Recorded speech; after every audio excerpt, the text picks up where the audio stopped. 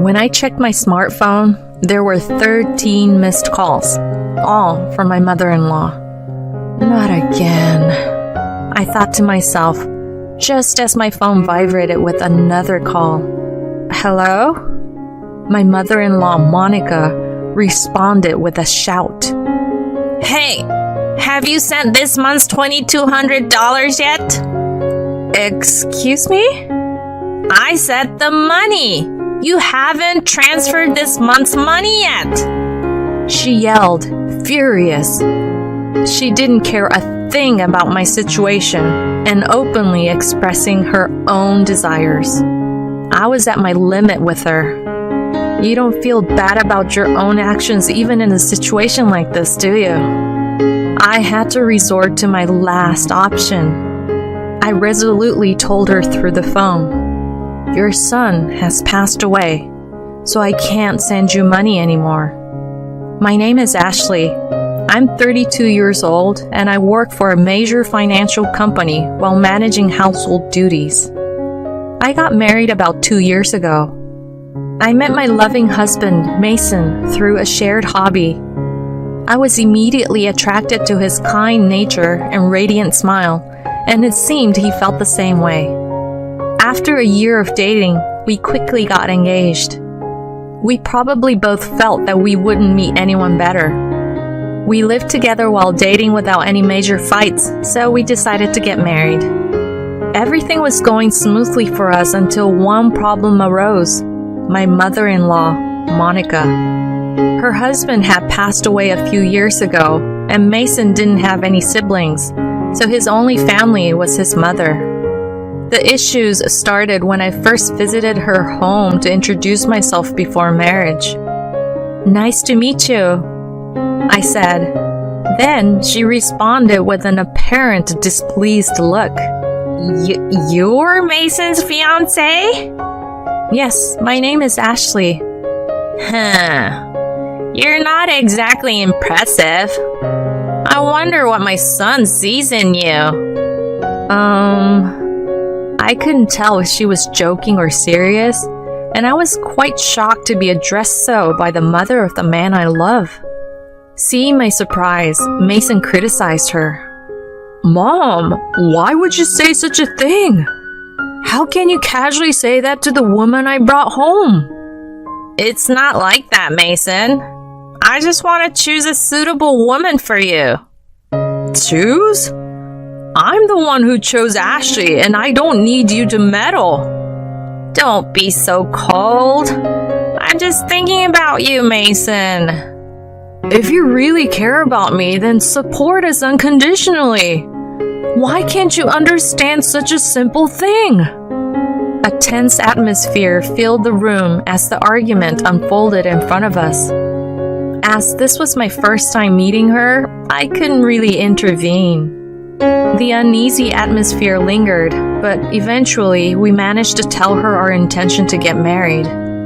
As we were leaving, Monica, still appearing disgruntled, called out to Mason. Hey son, you're going to keep that promise after you get married, right? What promise? You know, the monthly money. Ah, that. Yes, I'll keep that promise. But let's not discuss it here. What's the problem? I just asked. The tension between Mason and his mother was palpable, and the mood was somber. On our way home, I asked him about what was on my mind. Hey Mason, about what you and your mom were talking about when we were leaving. Yeah, I have to tell you something, Ashley. I heard something about the monthly money. After my dad passed away, I've been sending her money every month. How much? $1,500. $1,500? I inadvertently raised my voice at the sheer amount. And with that, he sighed deeply and began to speak slowly. The truth is, my mom, she's in debt. Debt? She got into it with gambling a while ago. Now she's trying to live while paying it back. She doesn't get around too well anymore, so she seems to spend most of her time at home these days. But she still needs living expenses, you know? Yeah, but $1,500 is a lot. If I give her less, she'll just keep calling over and over again. And no matter what, she's still my mom. Considering she's living alone, I'm worried about her. I see. He really cares about his mother. But that makes sense. After his father passed away, she's the only one left. No matter her character, she's still his precious mother. At that time, all I thought was how kind he was. 2 months after our marriage, on a certain day while I was on lunch break, my phone rang. It was a call from Monica. Hello? I replied, and she began to speak cheerfully. It's been a while, Ashley. I have something I'd like to talk about. Is that alright? Yes. What is it? Actually, I would like you to send me money too. Excuse me? Stunned by the unexpected request, I was at a loss for words. But she continued, sounding pleased. Remember the conversation we had the other day? You work at a financial company, right? So you must be making good money. No, not really. Are you planning to lie to me because you don't want to give me money? No, that's not it. Then why? Well, because you're already getting money from Mason, right? At my question, she brusquely replied, Yeah, so what? I stated firmly to her, who seemed to lack gratitude. Monica, not every mother can receive $1,500 every month from their son. And yet, you want even more money. Oh, really? That's what you have to tell me? If you send me another $700, Mason wouldn't have to be bothered. What? What do you mean?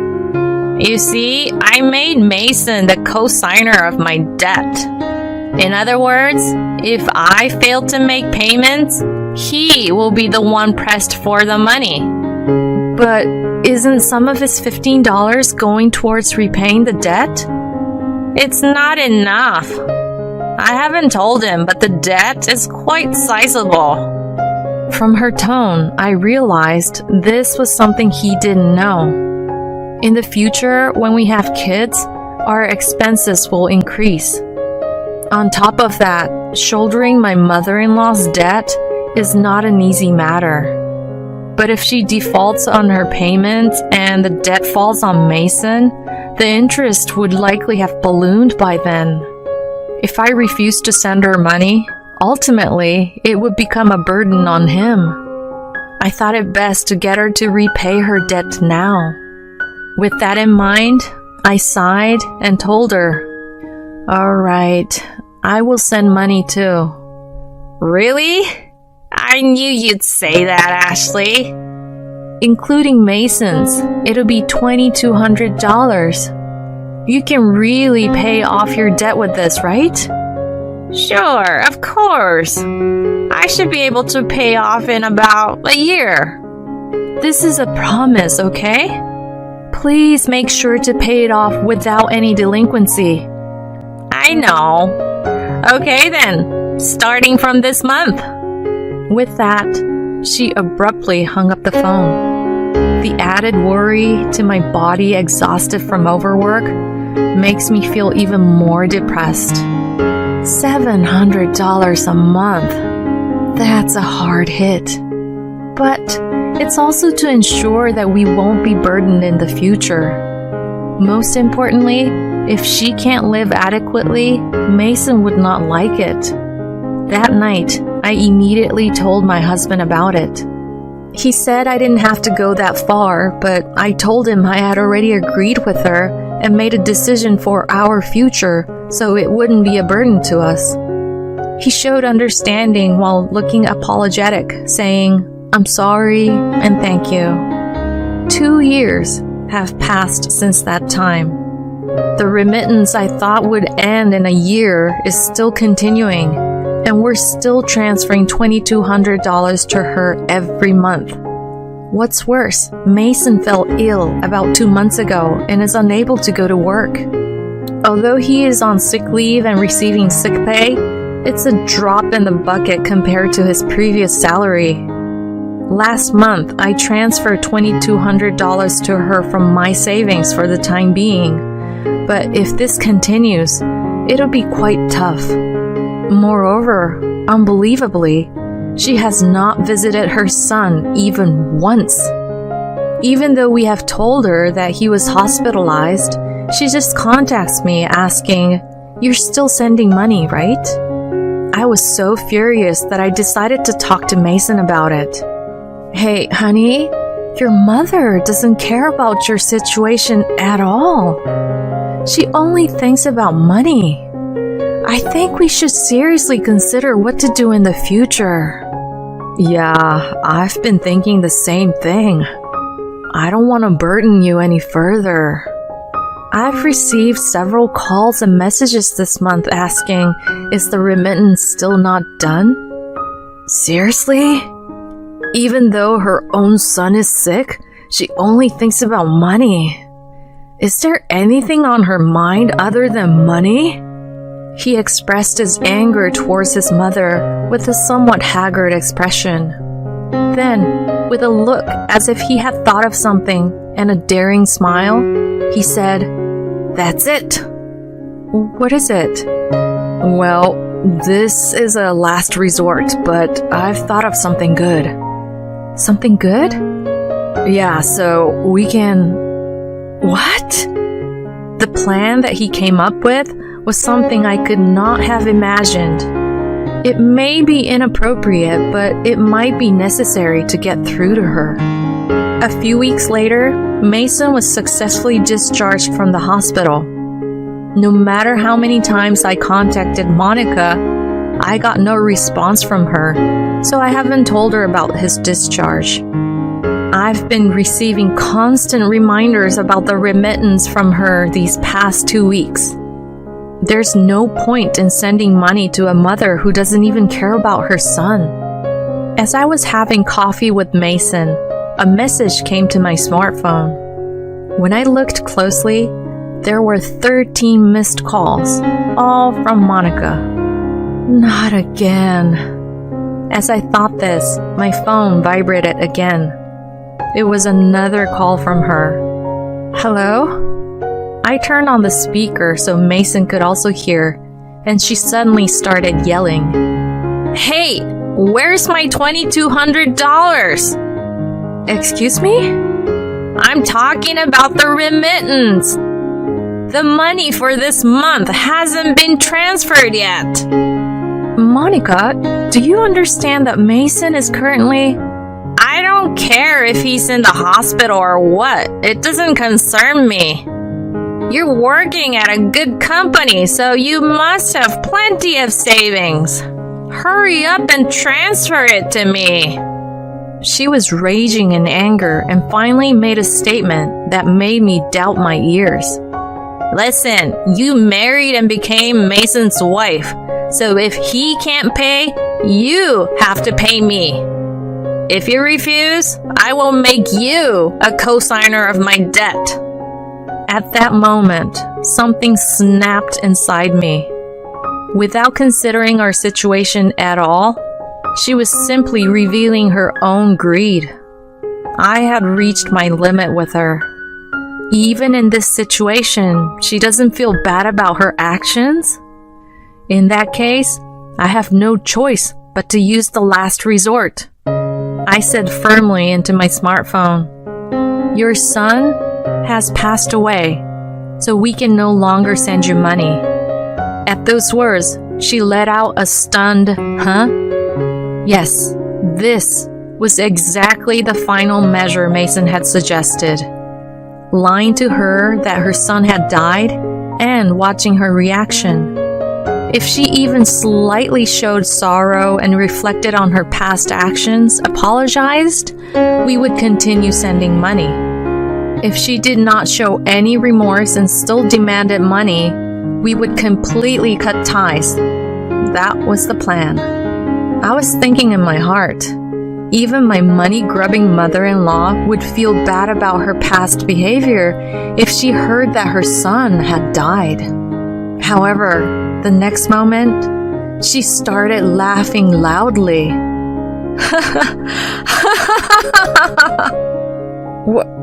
What's so funny? Well, everything! If Mason's dead, that means his inheritance will be distributed to me too. I've been researching this since I heard he got sick. Listen, 2/3 of Mason's property is yours, but 1/3 is mine. I was at a loss for words.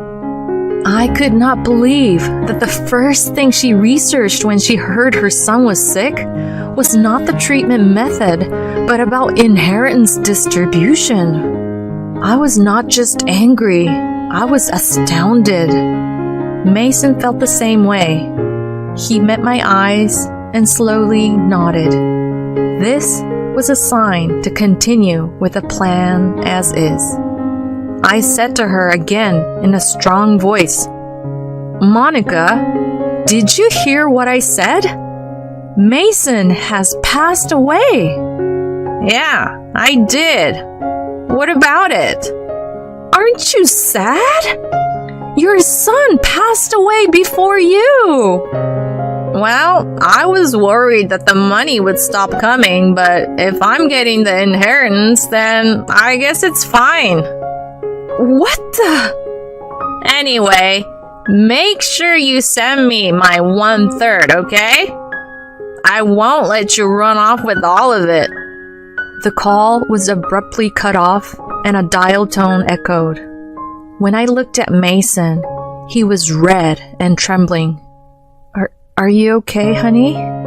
When I asked, he looked into my eyes and said, "I'm cutting ties with her. She'll probably come here asking for money eventually.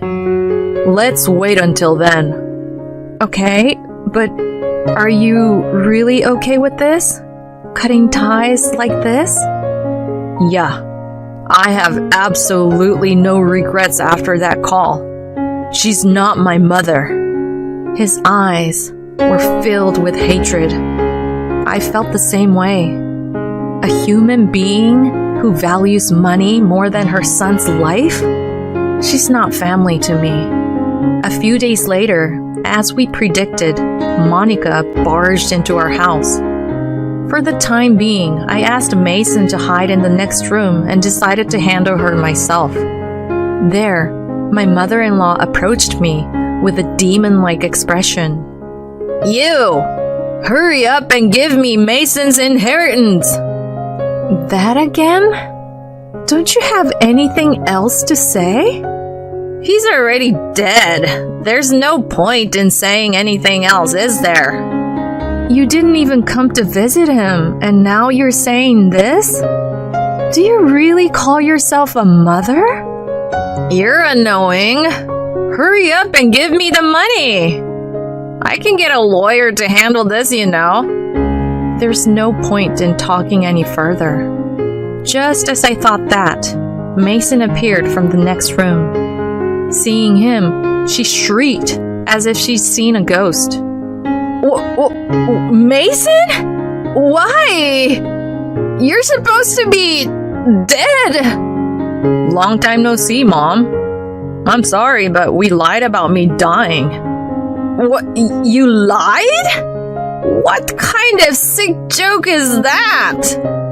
"It was to check your true character, Mom. I wanted to see what you'd do about the money transfers if your son died. But, as I expected, you're nothing more than trash who only has eyes for money. That's very clear to me now." "What? How dare you call me trash?" "Shut up! I'm cutting ties with a toxic mother like you." At Mason's roar, she stood there with her mouth agape. She couldn't comprehend the situation of her own son declaring to cut ties with her. What does this mean, Mason? It's just like I said. I can't consider someone like you as my mother. Then what about the money? The hell we would give you. You deal with the debt on your own. We've decided to move. Hold on a sec. If you do that, though, I won't be able to live. Tears in her eyes, she reached out her hand to Mason. He forcefully shook it off, and with a cold gaze, he declared, I don't give a shit about your life. After all the help we've given you, you can't even apologize once. I'm glad I found out your true nature. Don't ever show up in front of us again. Wait! Are you abandoning me, Mason? Ignoring her words, Mason grabbed her arm, dragged her to the entrance, and threw her out of the house along with her shoes and bag. She made a racket outside for a while, but she seemed to disappear after a bit, unable to bear the looks from the neighbors. We received several calls from her, but ignored them all. We blocked her number and moved. As for the co-signing issue on her debt, since she had listed Mason as the co-signer without his consent, the contract was invalid, and he bore no responsibility. Since then, apparently, Monica has been leading a miserable life without any financial help from us. She deserved it because instead of using our money to repay her debts, she mostly spent it on gambling. She still has a mountain of debt and is being hounded by debt collectors every day. She can no longer gamble, her favorite pastime, and seems to be working from dawn till dusk. It doesn't seem like she'll be able to pay off her debts anytime soon. She'll likely have to work until she's unable to move. All this is her just desserts. On the other hand, we've been living fulfilling days in our new home. Mason's condition has stabilized and he's returned to work after some time. We're excited to welcome a new family member soon too. We can't wait to meet her next year. From now on, we want to spend our days happily as a family of 3. Since you're done with my parents' nursing care, let's get a divorce. Excuse me? Like that, my husband suddenly declares for a divorce. I'm in love with a younger and a pretty girl compared to you. Plus, she's pregnant with my child. He confessed his affair without any sign of apology, and even smirked and told me that he got his mistress pregnant. We have 3 children, and there's no way that we can get a divorce so easily. But my son started saying things like this in front of me. I'd rather have a young mom than an old hag like you, Mom. My name is Lydia. I am a 42-year-old housewife. My husband and I have been married for 17 years. We currently have 3 kids. Our oldest son, Alex, is 16. Our second son, Sean, is 14. And our oldest daughter, Winnie, is just 10. We are a family of 5, living a busy but happy life together every day. Then we went to live with my in-laws for about 4 or 5 years because they were getting sick, and I was also taking care of them. It was really hard to multitask between raising the kids, doing all the housework, and taking care of my in-laws. Originally, I worked at a company, but when it came to taking care of my parents-in-law, I could not continue working at the office, so I became a full-time housewife and stayed home to care for them. It was my first time taking care of my in-laws, so there were many things I had to get used to.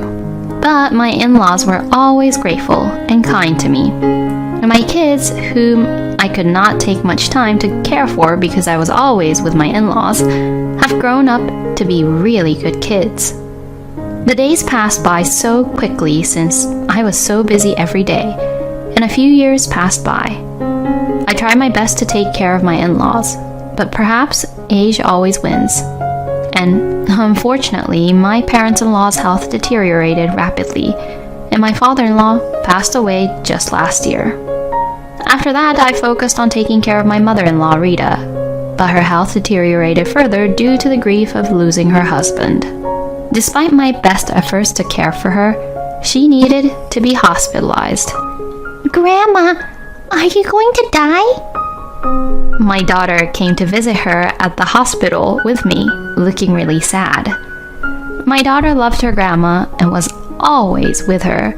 My mother-in-law also loved my daughter very much, used to draw with her and play cat's cradle with her. So that's why, to my daughter, her grandma had become a very important person in her life. I went to visit my mother-in-law every day with my daughter. I brought her a change of clothes and other necessary things every time. My sons were too busy with club activities to visit her, but they still came to visit her once or twice a month and talked happily with her. My mother-in-law was unfortunately not doing well and usually looked as if she was having a really difficult time, but getting to see her grandchildren seemed to cheer her up. Lydia, thank you so much for everything. No. The kids hope to be able to live at home with you again, Rita, so let's do our best to fight your illness. Yes, you're right. I mustn't be discouraged. I must get out of the hospital so that I can live with my grandchildren as soon as possible. Rita laughed as she said this. I wanted to support her as much as I could. Rita had been really kind to me since my husband and I got married, and she never bullied me as her daughter-in-law. I even longed to be like her if I ever become a mother-in-law in the future. After that, I went to visit Rita every day. Oh, thank you so much, Lydia. I'm sorry I put you under such a burden because I'm just so busy with my work. No, it's okay. My husband Joel works overtime every day and often has to work on Saturdays and days off. He is currently in a responsible position as a section chief and has to manage his colleagues, so it's no wonder that he has to do that. And since I am a full-time housewife, my income is zero, so my husband should earn enough for the family. In addition to our usual living expenses, we also have to pay the school fees for our 3 kids and Rita's hospital expenses. That is why I need my husband to work a lot as the main provider for the family. So I was completely prepared to take care of everything back at home. But then unfortunately, Rita's condition worsened and eventually passed away. I was overwhelmed with grief at the death of my mother-in-law, whom I loved so much. My children also shed tears and grieved over her death. My husband, seeing us like that, felt he had to do the opposite and be strong. He promptly proceeded with the funeral arrangements and so on, and we were able to hold my mother-in-law's funeral without any major issues. After the funeral, I felt as if there was a huge hole in my heart. Even though I no longer needed to visit my mother-in-law, I found myself trying to pack her clothes in my bag and bring a change of clothes with me. This shows how much time I spent my time with Rita and how much she had become a part of my life.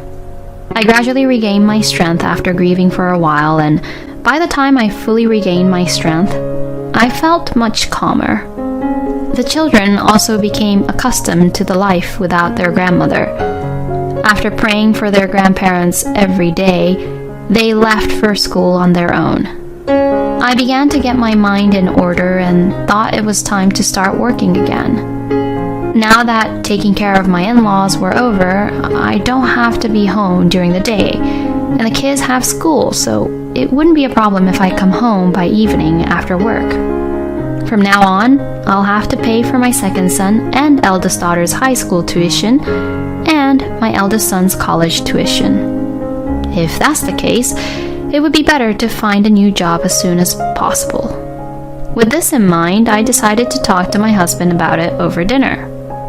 But then, my husband made a shocking statement that surprised me. At that time, we were all sitting around the table eating our usual dinner. I was having a conversation with the children and trying to find the right moment to talk to my husband about getting a new job. Then my husband suddenly says this.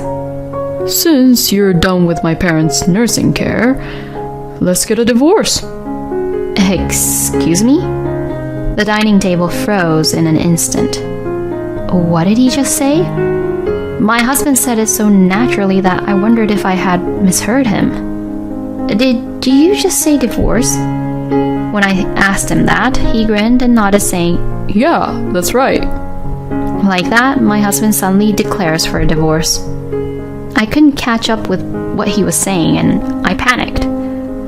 Wait, it doesn't make any sense at all. Why do you want a divorce? We just said we would live happily as a family from now on, even for your parents. When I said that, my husband looked annoyed. I don't remember agreeing to that. I mean, since it's come down to this, I'll confess everything now. I'm in love with a girl much younger and much prettier than you. What? She's cute as an angel, and she's pregnant with my child. That's why I'm going to be with her. I can't believe this. He confessed his affair without any sign of apology, and even smirked and told me that he got his mistress pregnant. I was filled with anger, but I had to remain calm for the sake of our kids in front of me. Stop saying nonsense, and don't be irresponsible. We have 3 kids, and there is no way we can get a divorce so easily. You should put yourself in the children's shoes, hearing that their father is suddenly going to be with another young woman. You lack common sense. I tried to stay calm, but my anger got the better of me. I felt a surge of hatred like no other toward my husband, who had publicly confessed about his affair and demanded for a divorce at a family dinner. As a mother, I tried to restrain myself, but I could not control all this anger boiling inside of me. But I have to take care of my children. You guys can be angry at your father too, okay? What your father is doing is something no humans should do. I tried to ease the children's shock as much as I could, and I tried to use my husband as a bad example. But my son said this in front of me. Dad, good job. You're the same age as Mom, but you made a younger woman fall in love with you. Excuse me? I was surprised to hear Alex say such a thing. And then Sean said something that I had never expected him to say. I'd rather have a younger mom than an old hag like you, Mom. I mean, it's only natural for a man to think so. No way. I was at loss of words. And my husband is happy that his sons agree with him. You guys think so too, don't you? Wow, I'm glad they grew up to be sons who understand what I'm actually talking about. This was just too much for me. I told my daughter to go back to her room. As soon as she left the living room, I got angry with my sons and my husband. How dare you say that? I don't remember raising you both to approve of affairs, and you shouldn't be happy that your kids approve of it either. It didn't seem to bother them at all, even when I yelled at them. Mom, just give it up. Dad was just following his own desires. That's right. Now you think that it's better to end it with Dad now, don't you? Nice, that's it. Keep on going. I just want to break up with your mom and be with my new girlfriend. Oh well, there. Don't be too hasty, Dad. So, you've been home late for the past year or two because you've been seeing that cute girlfriend of yours all the time? Actually, that's correct. Your mom believed me without question when I told her that I was working late. My husband looked down on me as he says so. Now, wait a minute. So you're saying you didn't even go visit your own mother, but instead met with your mistress? Well, yeah.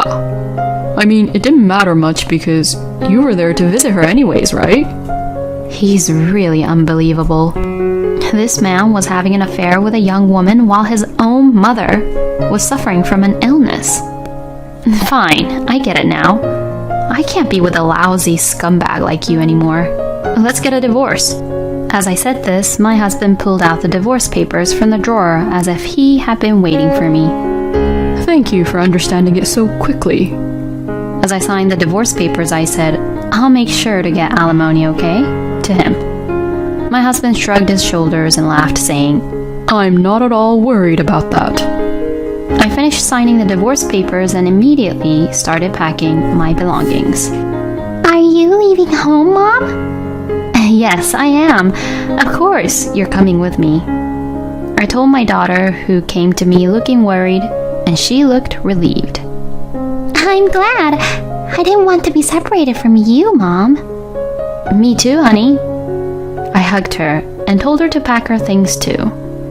Then Alex and Sean came to me. What is it? I was so disappointed by what my sons had said earlier. I thought they had grown up to be good kids, but I never thought they would say something like that. When I coldly asked them that, they closed the door to their room and apologized to me. Mom, I'm sorry. Huh? I would never have called you a hag or anything like that, and I can't forgive Dad either. What do you mean? While I was being surprised, my sons explained the situation to me step by step.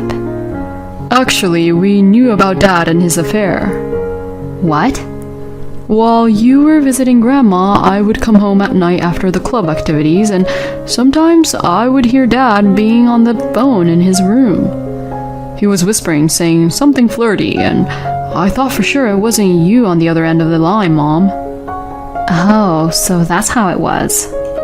Then, all of a sudden today, Dad confessed about his affair, so I was surprised. With that, the eldest boys handed me a voice recorder. Now that I've recorded the conversation we had earlier, I think this will be valid for when you file for alimony or something. I think you can get a pretty good amount of alimony because it's so horrible of Dad to force you to take care of his own mother while having an affair with another woman. What? Both of you were planning for this from the beginning? When I asked them that with surprise, they both smiled at me. Sean and I were planning to get on Dad's side so that he'd speak up about his affair. We will never forgive him for neglecting my grandma and betraying you, Mom. Let's fight with him. When my son said that to me, I felt my strength increase at once. Yes, you're right. Let's do that. Then I hired a lawyer and presented the evidence of the affair, and also the evidence that Joel forced me to take care of his parents. Thanks to that, I was able to claim quite a bit of alimony from my husband. Hold on now. $60,000 of alimony? And $30,000 of alimony to my girlfriend as well? That's almost $100,000 if you add the two together. My husband was surprised to learn the amount of alimony that the lawyer had proposed. This is not the time to be surprised by your alimony, you know. You will also have to pay child support for all 3 of my children. My oldest son for 4 years, my second son for 6 years, and my oldest daughter for 10 years. So, to put it simple, that's 20 years of child support in total. I think at lowest, the total will most likely be more than $120,000. No way! So, I have to pay you over $200,000 or something? Well, that's how much big of a problem you caused for the whole family. So of course, you'd have to pay that much at least. My husband was so surprised when he found out the amount. In addition, he also had to support his own child with his new girlfriend. If you fail to make even the slightest payment, I intend to demand that you pay them immediately until you do.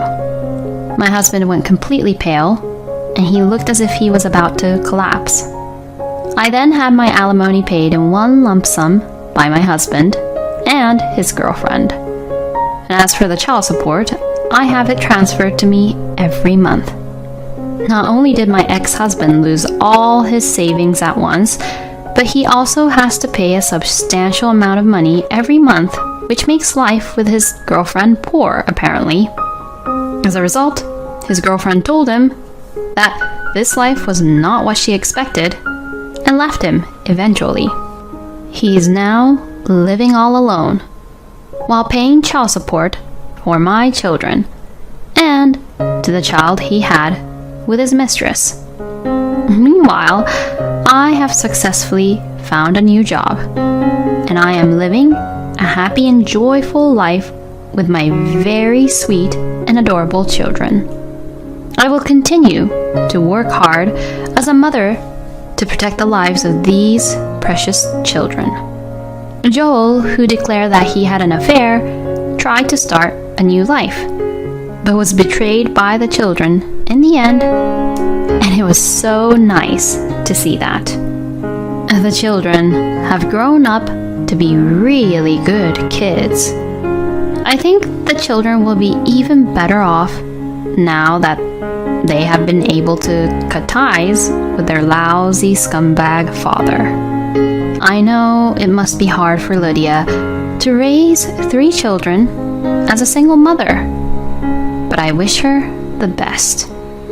I wish Lydia and her children all live a happy life from now on. Thanks for watching until the end. Please subscribe to our channel. See you in our next video.